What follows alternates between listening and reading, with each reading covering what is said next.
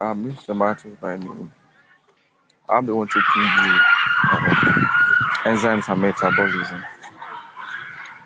So in today's class, I'll be sharing. I'll take a recap of last class, and I'll be sharing other few things I need to share with you in today's class at the same time. So stay with me. I'll be showing you my screen very soon. I need you to stay with me. Last class, I shared with you about enzymes, what an enzyme is. I shared with you about the metabolism of enzymes, and I told you of the phases of metabolism. Uh, I also introduced you to the types and examples of enzymes. But today, I'm going to take you through the factors that influence. I'm going to take you through factors that influence the velocity of enzymes catalyzed reaction. Factors that influence the velocity of enzyme catalyzed reaction. Factors that influence the velocity of enzyme catalyzed reaction. Some of these few factors are things you know, but I also need to introduce them to you so that you can understand them very well. So quickly, let's take the factors. Yeah, you still remember the classes I showed you last time? Let's take factors. Factor number one is temperature. Temperature. And I have it here as enzymes generally have an optimal temperature at which they function most efficiently. Deviation from this temperature can affect enzyme activity. Now, what I mean by that is, um, last class I affirmed to you that enzymes are biological catalysts. You still remember? So, um, with the knowledge of that, you already knew that the purpose of enzyme in biological reaction is to speed up, to catalyze, or to make sure that the end product of this reaction is reached by reducing the activation energy. By reducing the activation energy. And I already explained to you about activation energy using thermodynamics in previous classes also. So the second factor that affects the influence of enzyme is the pH. And pH is the measure of the degree of the acidity and the basicity of a compound. Do you remember in your elementaries? You have a range for pH. You have 1 to 6. Then you have 8 to 14 and the likes. Now, so enzymes have an optimal pH range for activities. Changes in pH can alter the ionization state of the amino acid residue in the enzyme, impacting its structure and function. So when there is a change in the pH of particular enzyme, now don't forget that enzymes are biological catalysts, and in previous class I already told you that they are specific in nature, and it's like a compound that can only react on certain um, prescribed circumstance. Do you understand? And that's the reason why you see that it's possible that an individual have indigestion when the person is having fever.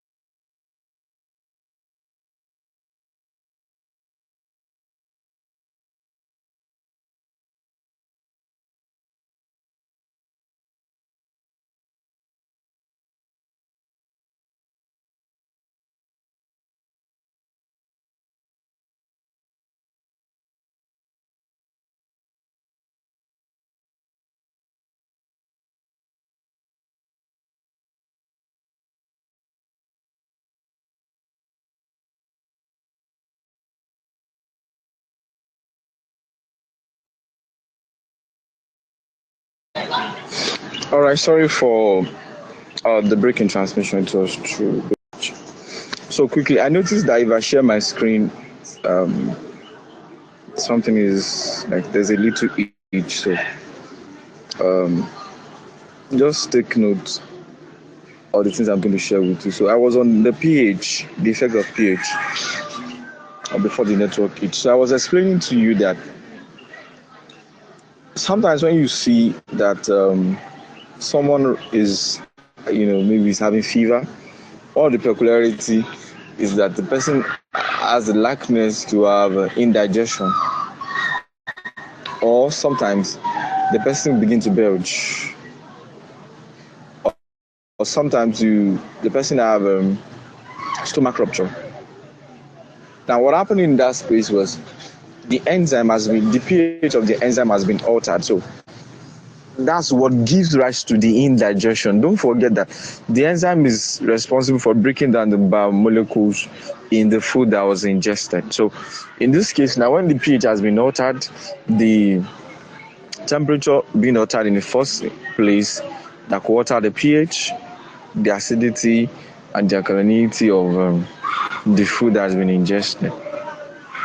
So the pH also have an immense effect on enzyme. Quickly, I'm going to take substrate concentration. Now, last class, I made a promise that I'm going to be showing you how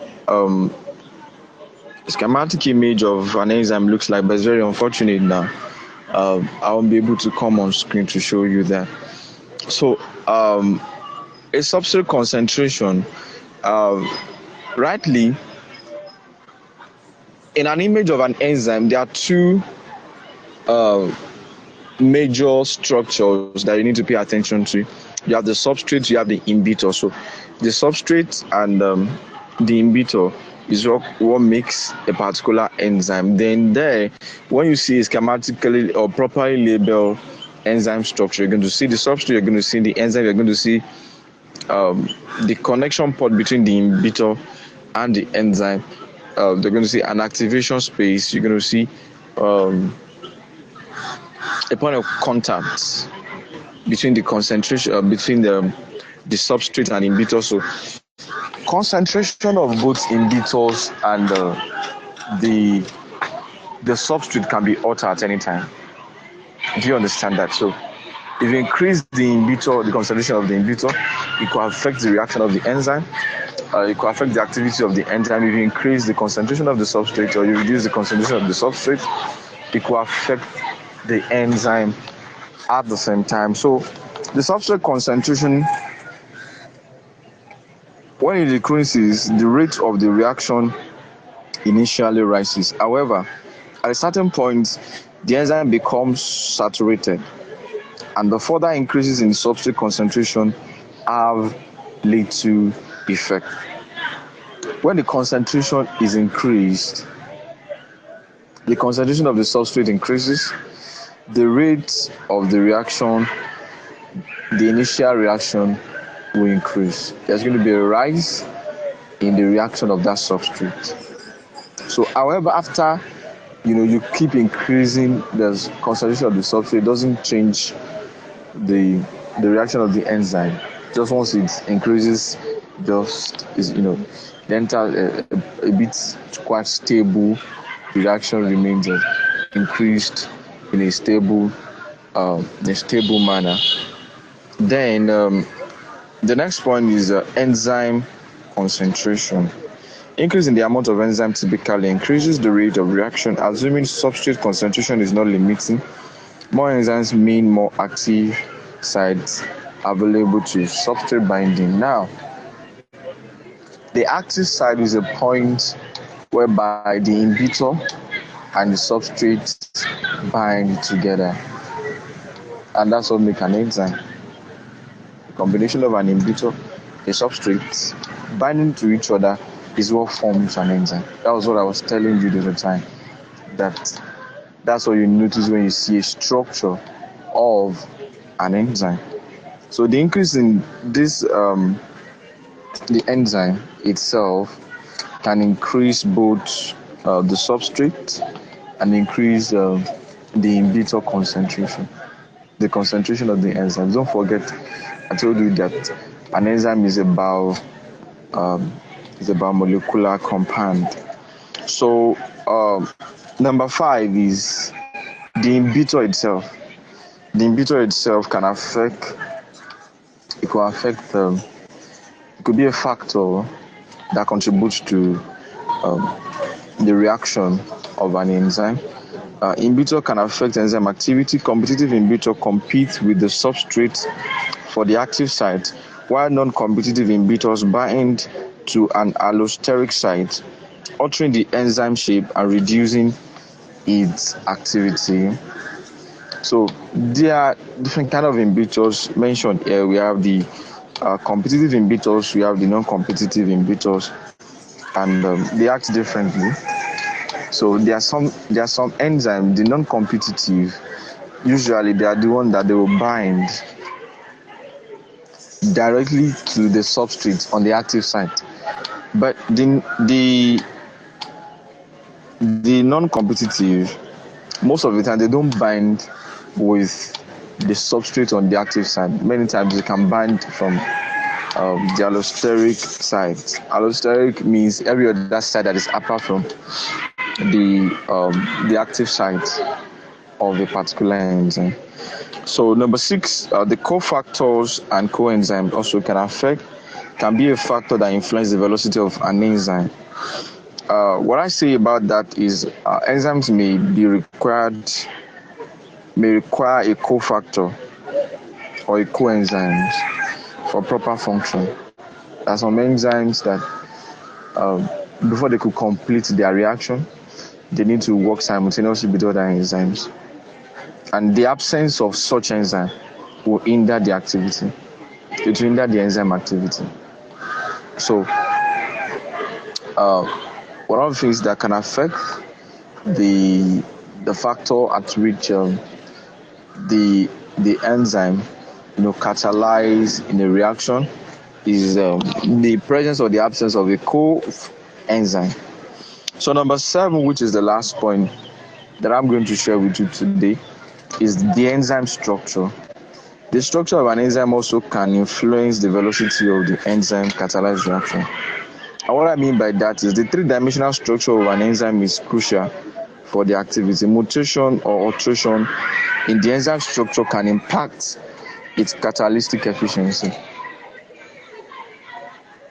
If the structure is altered by the ability of the inhibitor, maybe binding if the inhibitor gets to bind on any of the allosteric sites, you realize that the shape or the structure of the enzyme will not be the same. Or when you have more than 2, 3, 4, 5 inhibitors binding to a particular substrate, the enzyme in this case, the structure will not be the same because of the combination of these inhibitors binding to this enzyme. So next class I'll be sharing with you the specificity of enzymes, and I'm going to share you some groups for the specificity of the enzyme, and also I'll be giving you some few examples of them. So thank you so much for joining this webinar. Enjoy the rest of the day. We'll meet next webinar class. Thank you.